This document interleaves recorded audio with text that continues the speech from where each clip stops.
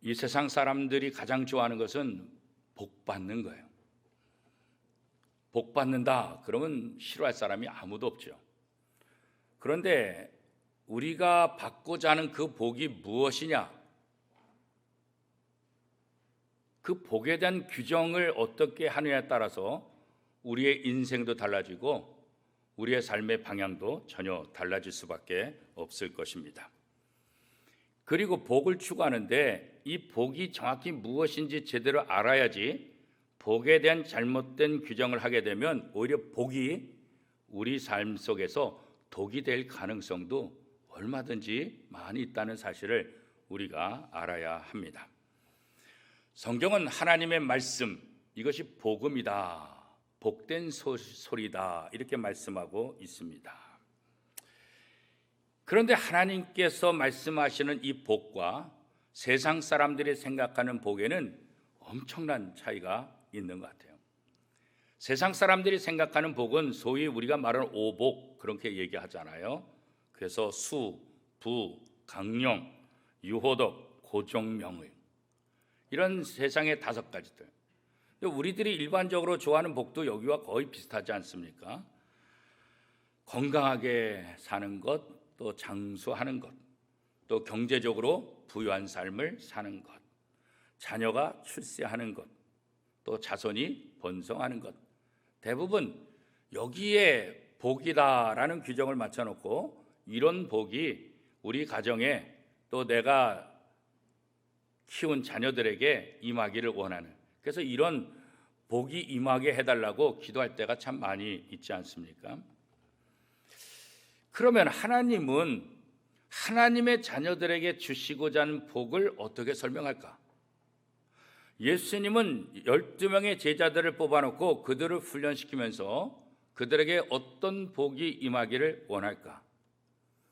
하나님이 하나님의 형상대로 사람을 창조하시고 가장 먼저 한 행위는 뭐냐면 그 사람에게 복을 주셨다라고 성경은 말씀하고 있죠. 아무쪼록 이 복은 우리 인생에 있어서 굉장히 중요한 것입니다. 그런데 이 복이 어떤 복이냐, 이게 이제 중요하다고 말씀을 드렸잖아요. 이 마태복음 5장, 6장, 7장은 소위 산상수훈, 산상보훈이라고 이야기하고 있습니다. 예수님께서 12제자를 선택하시고 그 제자들을 훈련시키기 위해서 산 위에 올라가서 가르치신 복음, 그래서 산상수훈, 산상보훈 그래요. 마태복음 5장 1절에 보면 예수님께서 제자들과 함께 산에 올라가셨다라고 기록하고 있고, 마태복음 8장 1절에 보면 산에서 내려오셨다라고 기록하고 있어요. 그래서 마태복음 5장, 6장, 7장은 산 위에서 제자들에게 예수님의 제자로 부름받은 사람들이 앞으로 제자답게 사는 것이 무엇인가, 소위 제자도에 대해서 가르쳐 주신 말씀이다, 이렇게 우리는 이해하고 있습니다. 그 중에서 예수님께서 먼저 얘기한 것이 뭐냐면 복에 대한 개념을 규정해 주는 거예요. 우리가 잘 아는 팔복에 대한 이야기도 바로 여기서 나오게 되는 거죠. 예수님께서 제자들에게 가르쳐 주신 이 팔복은 우리 세상 사람들이 추구하는 오복과 또 우리 세상 사람들이 좋아하는 복들과는 굉장히 거리가 멀어요. 예수님께서 말씀하신 이 팔복 중에서 보면 가난, 애통, 박해, 가난한 사람이 복이 있다, 애통하는 사람이 복이 있다, 박해받는 사람이 복이 있다. 그런데 일반적으로 우리가 생각해 보면 가난, 애통, 핍박 이런 게 복일까요? 이건 저주죠. 이건 불행의 개념이지 이것이 행복의 기준이라고 얘기할 수는 없잖아요. 그런데 예수님은 가난한 자가, 애통한 자가, 박해받는 사람이 복이 있다 이렇게 선포하고 있어요. 우리가 생각하는 것과 전혀 다른 것이죠. 물론 이 땅에서 고통당하고 애통하고 박해받을 수 있지만 왜 이런 사람들이 복 있는 사람이다, 왜 이런 사람이 하나님의 복을 받는다 이렇게 말씀하셨을까요? 하나님의 나라가 있기 때문에 그렇습니다. 이 땅의 것들로 평가해서는 안 된다는 거예요. 이 땅에서 받는 그 행위로서 평가해서는 안 되고 하나님 나라, 그 하나님의 나라가 있으니까 그 하나님 나라에 가서 받는 복이 진짜 복이라는 거죠. 이 땅에서 가난하고 이 땅에서 애통하고 이 땅에서 핍박받을 수 있을지 모르지만 그것 때문에 내가 하나님의 나라 갈 수 있다고 한다면 그 하나님 나라 가는 이것들이 내게 뭐가 된다는 거예요? 복이다. 우리가 생각하는 복의 개념. 그래서 예수님께서는 사람들이 생각하는 것과 전혀 다른 이 복의 개념을 규정하고 알려주면서 이 땅에서 고난당하지만 천국에서 받을 상이 크다는 것을 기억하면서 기뻐하라, 즐거워하라 그렇게 말하고 있죠. 예수님께서도 이 땅에서 누가 큰 자입니까? 제자들이 싸울 때 누가 큰 자라고 말했습니까? 섬기는 자가 큰 자다. 세상에서는 섬김을 받는 사람이 큰 자죠. 어떻게 섬기는 자가 큰 자예요? 그런데 예수님은 섬김을 받는 자가 아니라 섬기는 자가 크다. 나는 섬기기 위해서 왔다. 섬기는 자가 하늘에서 복받은 자다. 이렇게 말씀하고 있는 것과 이 팔복이 같은 맥락에서 이어지고 있는 거예요. 우리가 신앙생활하다가 신앙이 왜 무너질까? 신앙이 왜 변질될까? 아니 신앙이 왜 타락할까? 그것에 여러 가지 원인이 있지만 그중에 대표적인 원인은 뭐냐면 기복신앙 때문에 그런 거예요. 기복신앙. 물론 복을 추구하는 것 자체가 나쁜 건 아니에요. 복을 구하고 복을 바라보는 것 자체가 나쁜 것이 아니에요. 근데 이 기복신앙이 뭐가 문제냐? 이 기복신앙의 가장 커다란 문제는 뭐냐면 예수님의 이름으로 하나님 앞에 기도하면서 하나님이 원하시는 복이 아니라 세상의 복을 구하기 때문에 그런 거예요. 차라리 하나님께 기도하지 말고 세상의 복을 구하지. 하나님께 기도하면서 그저 세상의 복을 달라고 그렇게 기도하기 때문에 문제가 되는 거죠. 기복신앙이 문제가 되는 진짜 이유가 뭔지 아십니까? 그것은 신앙의 중심이 기복신앙이 하나님께 있지 않고 자기 자신에게 있는 거예요. 자기의 욕심을 채우고 자기의 욕망을 채우는 거예요. 하나님을 믿는 것이 아니라 하나님을 이용하는 거예요. 하나님께 기도하고 하나님을 이용해서 자기의 부를 채우고 자기의 욕심을 채우는 것. 하나님의 뜻을 구하고 하나님의 뜻대로 살아가는 건 아무런 관심이 없이 그저 세상에서 잘 되고 세상에서 많이 누리면 그것이 복이라고 착각하는 것. 그래서 기복신앙이 문제가 되는 거예요. 물론 성경 전체는 하나님께서 아담에게 가장 먼저 복을 주셨고 아브라함에도 복을 주셨고 이스라엘에도 복을 주셨고 예수님께서 많은 제자들의 복을 주시는 내용이 많이 있고 그 복을 사모하라고 말하고 있어요. 그런데 그 복은 하나님과 함께하는 복이지 세상의 욕심을 채우기 위한 복이 아니라는 것. 이것을 우리가 알아야 돼요. 기복신앙이 왜 또 문제가 되냐? 그것은 하나님을 바라보지 않고 하나님이 주신 복에 관심이 있기 때문에 문제가 되는 거예요. 직장에서 퇴근하는 아빠가 선물을 사갖고 집으로 들어갈 때 아기들이 아빠를 너무 반겨요.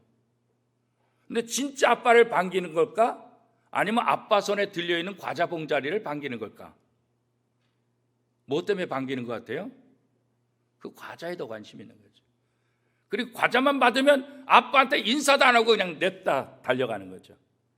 누가 준 거예요? 아빠가 준 건데.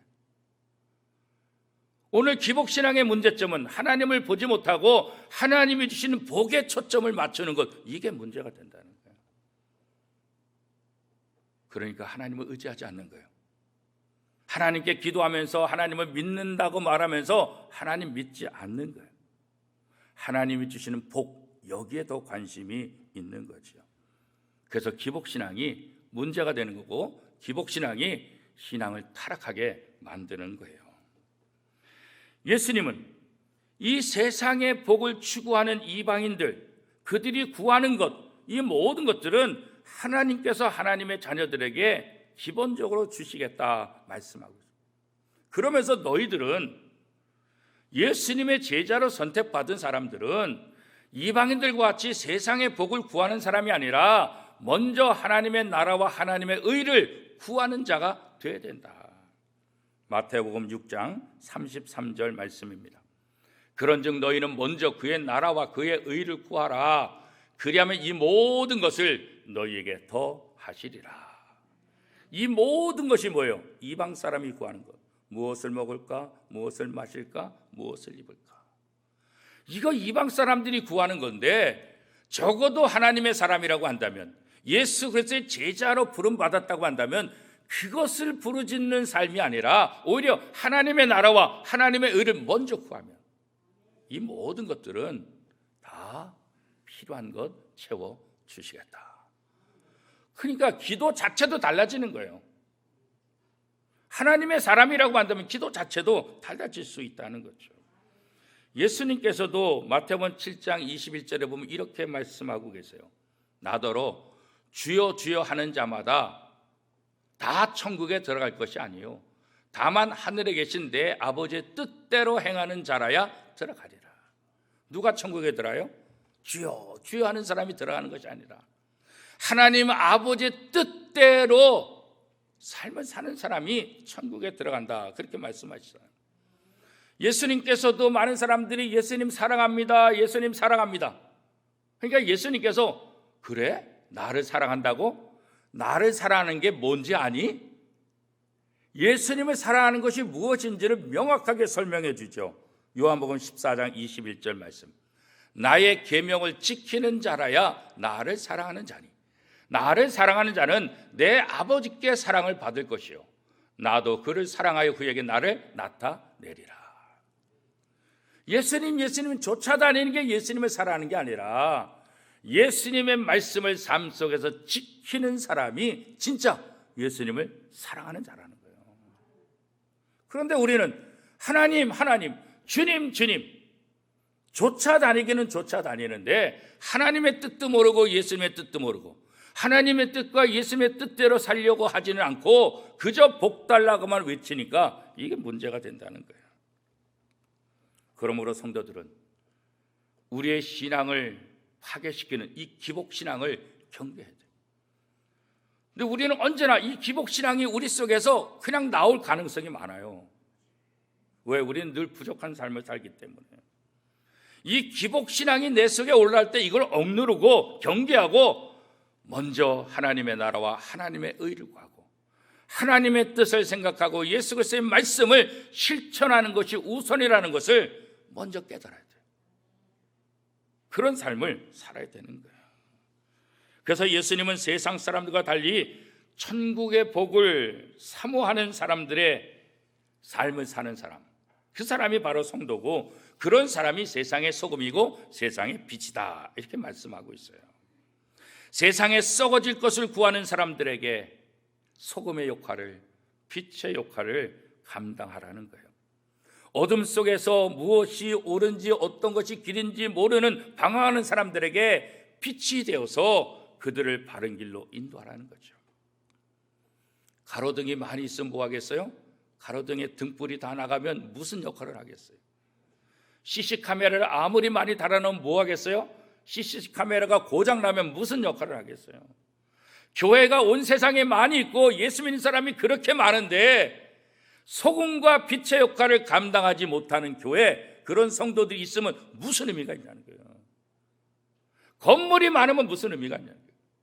신도가 많으면 무슨 의미가 있냐는 거예요. 그 기능을 잃어버리면 아무런 영향력을 발휘할 수 없다는 거죠. 그래서 시편 119편 105절 말씀에 보면 주의 말씀은 내 발의 등이요 내 길의 빛이니이다.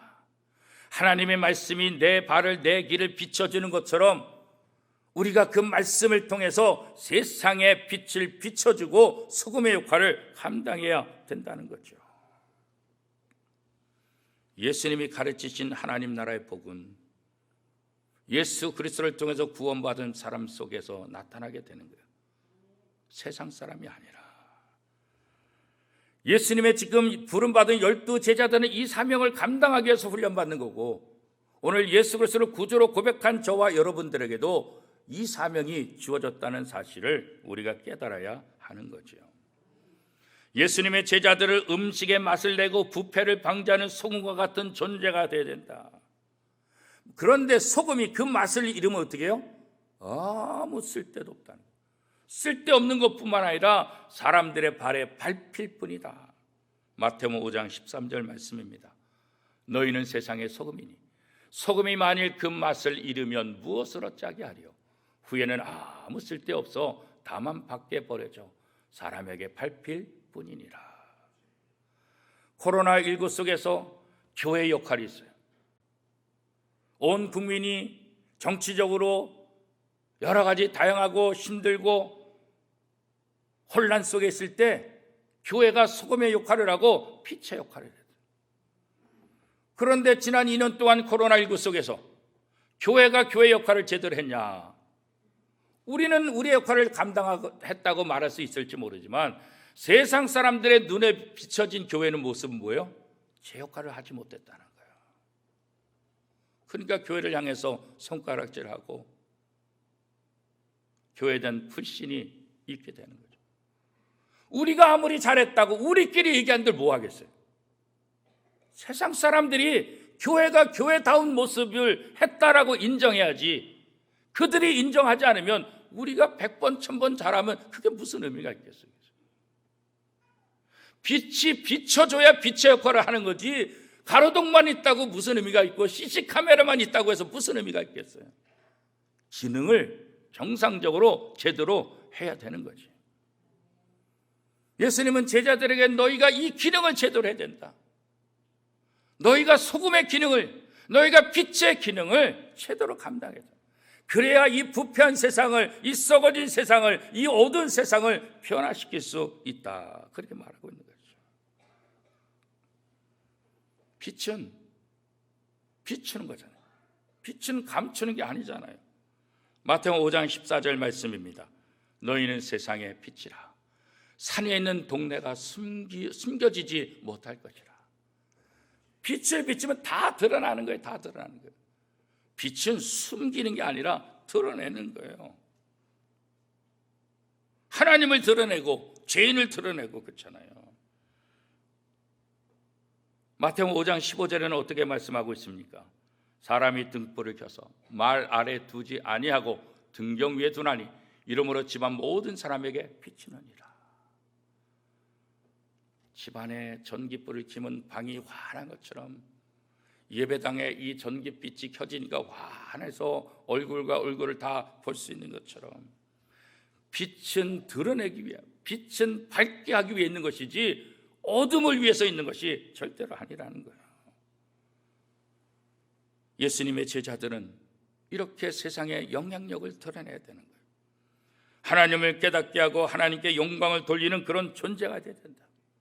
너희가 세상의 소금으로, 너희가 세상의 빛으로 살아야 되는데 그럼 어떻게 하는 것이 소금의 역할이고 어떻게 하는 것이 빛의 역할일까?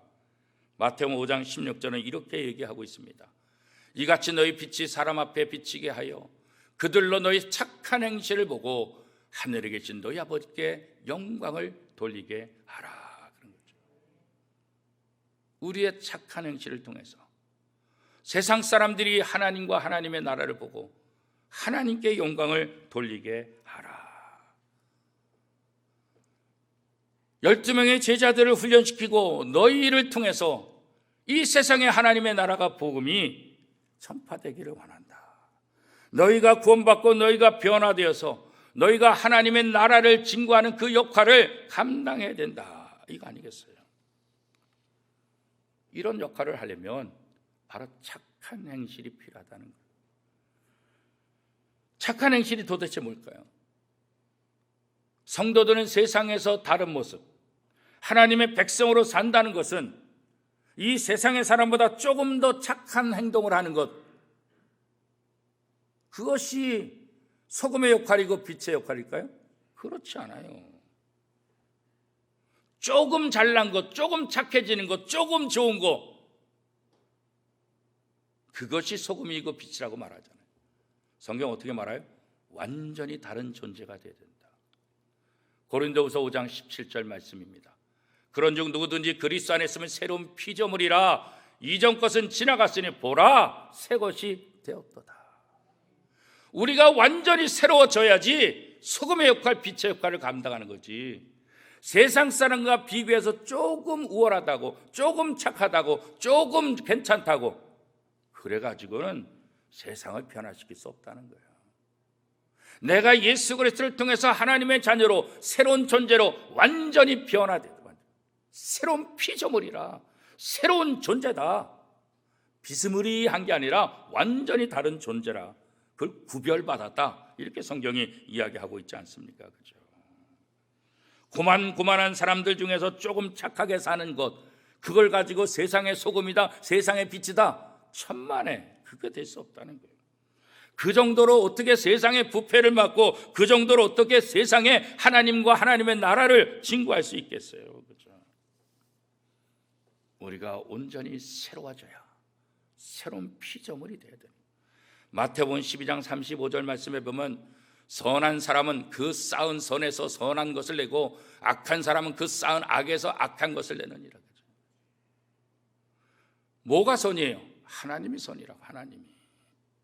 하나님을 믿는 사람은 하나님을 믿는 믿음 안에서 하나님의 선한 것을 드러낼 수밖에 없다는 거죠. 우리가 세상에서 소금과 빛의 역할로 삶을 살아갈 때 우리가 하나님의 말씀을 붙잡고 그 말씀대로 살지 않으면 아무 의미가 없는 거예요. 우리가 완전히 새로워진 모습, 여기서 말하는 착한 행실을 통해서 세상 사람들은 우리를 통해서 하나님과 하나님의 나라를 보게 되는 거죠. 신학을 오랫동안 공부하고 또 오랫동안 목회를 하면서 가장 고민이 뭐냐? 교회가 뭐냐라는 거예요. 교회가 도대체 뭐냐? 뭐 수많은 학자들이 교회에 대한 정의를 내리고 또 신학교에서도 교회에 대한 정의를 배우고 많이 하지만 제가 목회하면서 제 나름대로 공부한 것들을 정리해서 교회가 뭐냐라고 저에게 물어본다고 한다면 교회는 하나님과 하나님의 나라를 보여주는 것이다, 그런 거예요. 왜 교회가 세워졌을까? 하나님을 보여주기 위해서, 하나님의 나라를 보여주기 위해서. 그러면 성도들의 삶은 뭘까? 똑같아요. 성도들의 삶도 우리의 착한 행실을 통해서 하나님과 하나님의 나라를 보여주는 삶을 살아야 되는 거예요. 그렇죠? 이런 역할을 잘한 사람이 있어요. 창세기 26장에 보면 이삭이 그런 삶을 살았어요. 이삭은 나그네 인생이에요. 이삭은 블레셋의 나그네로 가서 블레셋 땅에 조금 거기서 사는 거예요. 지금도 제3세계에서 우리나라 와서 사시는 분들 많잖아요. 이주 노동자들도 있고 우리나라 와서 애쓰고 고생하는 분들 많잖아요. 남의 나라에서 산다는 것이 얼마나 비참하고 힘들어요. 그죠? 지금은 그래도 인권이 많이 좋아져서 그렇지만 우리나라 와서 일하는 노동자들이 억울한 일 당하고 힘든 일 당하는 거 뉴스를 통해서 많이 보잖아요. 아브라함이 지금 블레셋 땅에 그렇게 나그네 인생으로 살아가는 거예요. 그런데 어느 날 이 블레셋 왕 아비멜렉과 군대 장관 비골이 이 나그네인 아브라함을 찾아왔다고요. 자, 창세기 26장 26절에서 29절 말씀입니다. 아비멜렉이 그 친구 아우삭과 군대 장관 비골과 더불어 그랄에서부터 이삭에게로 온지라. 이삭이 그들에게 이르되 너희가 나를 미워하여 나에게 너희를 떠나게 하였거늘 어찌하여 내게 왔느냐. 그들이 이르되 여호와께서 너와 함께 계심을 우리가 분명히 보았으므로 우리의 사이 곧 우리와 너 사이에 맹세하여 너와 계약을 맺으리라 말하였노라. 이 본문을 읽으면 사실 상식적으로 말이 안 돼요. 아니 나그네 인생을 그 블레셋의 왕이 군대 장관, 요즘 말은 국방부 장관하고 와가지고 이 나그네 이삭에게 우리 계약 맺자. 이게 말이 돼요? 말이 안 되잖아요. 그죠? 그런데 이런 일이 일어났어요. 왜 블레셋의 왕과 군대 장관이 왜 이삭을 찾아왔을까요? 창세기 26장 29절은 이렇게 말하고 있어요. 너는 우리를 해하지 말라. 이는 우리가 너를 범하지 아니하고 선한 일만 내게 행하여 내가 평안히 가게 하였음이라. 이제 너는 여호와께 복을 받은 자니라. 아니 지금 나그네한테 와가지고 우리나라 말하면 저 동남아시아 제3세국의 가난한 나라 사람들이 우리나라에 잠깐 들어와서 살고 있는데 거길 대통령이 국방부 장관이 가가지고 당신하고 우리하고 계약을 맺자. 말이 안 되잖아요, 그죠? 그런데 이런 일이 일어났다는 거예요. 어떻게 이런 일이 일어났어요? 오히려 지금 이삭에게 와가지고 우리를 해하지 마세요. 우리를 좀 잘 도와주세요. 아니, 거꾸로 해야 되는 거 아니에요? 이삭이 그 나라 왕한테 우리 나그네로 잠깐 살다가 갈 테니까 아무런 피해를 끼치지 않을 테니까 그냥 우리 좀 살게 내버려 두세요. 제발 부탁하면 이렇게 부탁해야 되는 거 아니에요? 근데 이게 어떻게 그 나라 왕이 와서 우리를 해하지 말라 이렇게 말했어요. 그 이유가 뭐예요? 블레셋 왕 아비멜렉이 뭐라고 얘기했어요? 하나님이 너와 함께하는 것을 내가 분명히 보았다. 나그네 인생이지만 이 이삭에게서 하나님이 함께하는 모습을 이방 나라 왕이 봤다는 거예요.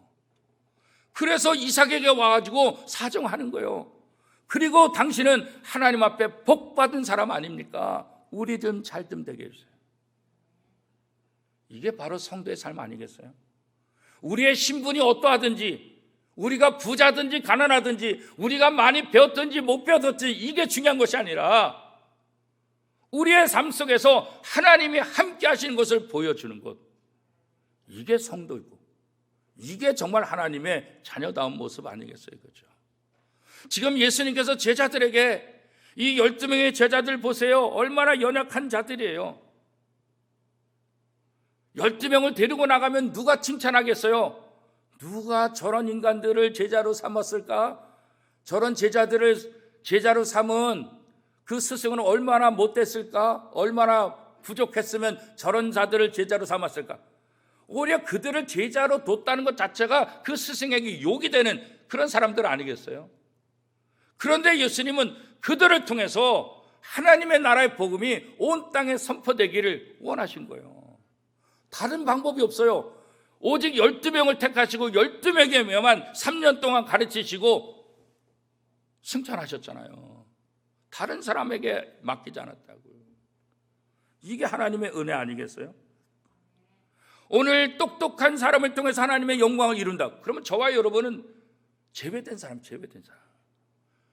그런데 예수님의 12제자 같이 못나고 부족한 사람을 선택한 것처럼 허물과 죄가 많은 저와 여러분을 선택하셔서 하나님의 복음을 이 땅에 선포하는 하나님의 영광의 도구로 우리를 사용하신다는 것, 이게 얼마나 복이겠어요. 그렇죠? 하나님의 영광을 위해서 하나님께 사용할 수 있는 게 참 많잖아요. 그렇죠? 그런데 우리를 통해서 예수님이 12제자를 선택한 것처럼 하나님이 우리를 통해서 이 영광을 온 땅에 증거하기를 원하고 계시다는 거예요. 하박국 2장 14절 말씀입니다. 이는 물이 바다를 덮음같이 여호와의 영광을 인정하는 것이 세상에 가득함이니라. 물이 바다를 덮음같이. 지난번에 한번 물이 바다 덮음같이 이 주제로 설교했던 적이 있는데, 물이 뭐를 얘기한다 그랬죠? 물은 하나님의 은혜를 상징하는 거예요.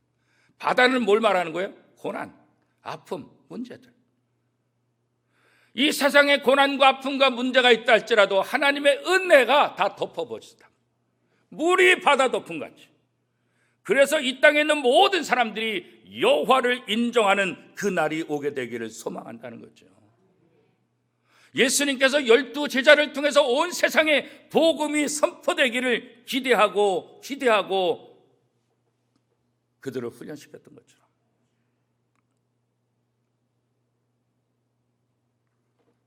오늘 이 땅에 있는 교회가, 오늘 예수 그리스도를 구주로 고백한 저와 여러분이 바로 세상의 소금이 되기를 원하고 세상의 빛이 되기를 원하시는 거예요.